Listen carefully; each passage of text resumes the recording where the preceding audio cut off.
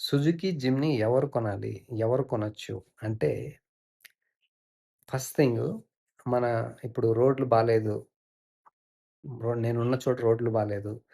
ఆహ్, నాకు ground clearance బావుండాలి. మంచి ఇంజిన్ ఉండాలి. మంచి పవర్ ఉండాలి. ఆహ్, ఏ రోడ్లో అయినా నేను మనశ్శాంతిగా వెళ్ళాలి అనుకుంటే you can go for this. ఇంకొకటి ఇది యాక్చువల్ ఎస్యూవీ కాబట్టి, రియల్ ఎస్యూవీ కాబట్టి మీకు ఆఫ్ రోడింగ్ ఇష్టముంటే, ప్రేముంటే చాలామందికి నచ్చుతది గదా! ఆఫ్ రోడింగ్ చేయాలి అనే అడ్వెంచర్స్ అట్లాంటి వాళ్ళకి ఇది డైరెక్ట్ అనమాట. This is one of the capable SUV, real SUV.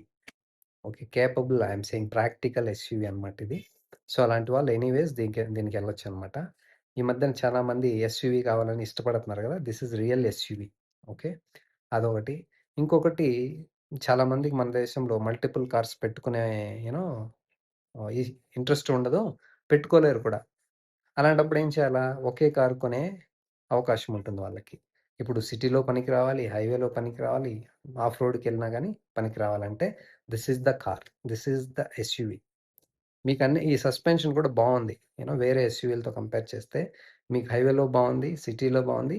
Actually ఇది ఎస్యూవీ కాబట్టి off road anyways it is there. అన్ని కేపబుల్ ఉన్నాయి గదా! 4 వీల్ డ్రైవ్ ఇది.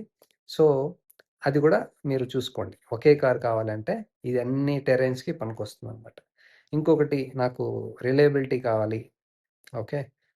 ఎప్పుడు పడితే అప్పుడు రిపేర్ అయిపోవడం, ఏది పడితే అది ఫెయిల్ అయిపోవడం, మళ్ళా సెంటర్స్‌కెళ్ళడం, వాళ్ళకి ఈమెయిల్ చేయడం, ఫోన్ చేయడం, కారు తీసుకెళ్ళి సర్వీస్ సెంటర్‌లోనే పెట్టి మనం ఊరికే ఉండడం అలాంటివేమొద్దు.